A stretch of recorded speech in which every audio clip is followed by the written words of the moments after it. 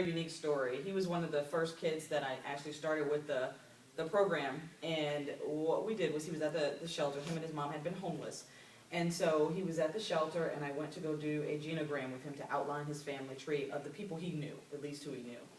And he gave me his grandmother's first name, and he gave me his brother's name, and he made it very clear to me not to bother looking because he knows that none of them care about him, because that's what he was been told by his mother.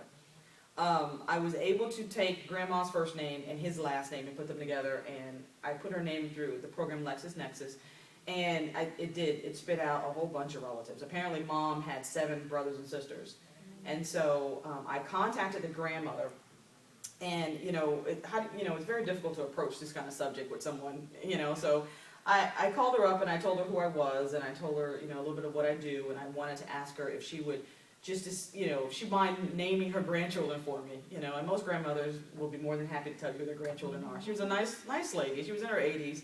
So we talked for a minute. She named all of her grandchildren, and she told me that she had one more. His name is Isaiah, but she doesn't know where he is. And so he was the little boy that we had in our shelter. He was about 12 years old, and he had not seen his family since he was 2. And so, grandmother was just like totally elated once I told her, that we actually had him. Actually, I wound up getting off the phone with her because she got so emotional that, and she was by herself. And so I asked her if there was another person that I could talk to.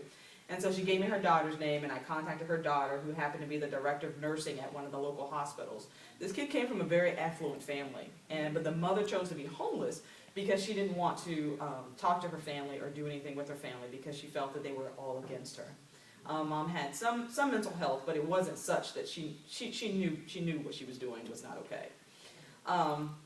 The family came down immediately, and we introduced the young man to the family, and he met his brother for the first time because he had no recall for his brother, and so we got to meet him, and he was just, it was just such an emotional event, for him to experience that. His family actually was there. They actually loved him. He still loved his mother, and he didn't want to leave her, but he knew it was best to leave the shelter and go stay with his family until his mother could get better. His mother had gotten sick, and she had collapsed at a hotel that the church had paid for them.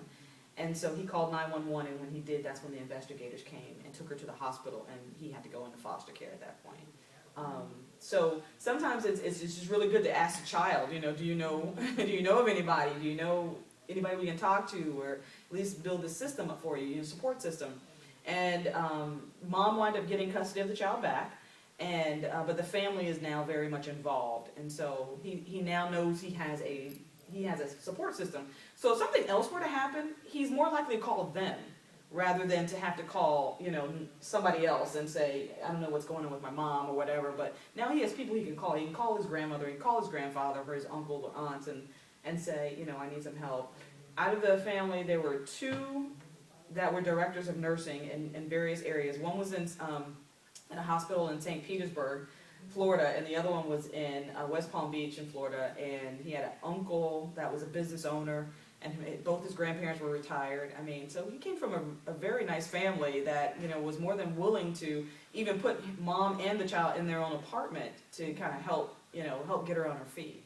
One of Mom's sisters was an attorney as well. So there was a lot of support that was there, but they weren't aware that this child was even in foster care. They had no idea because they had no idea where the mom was.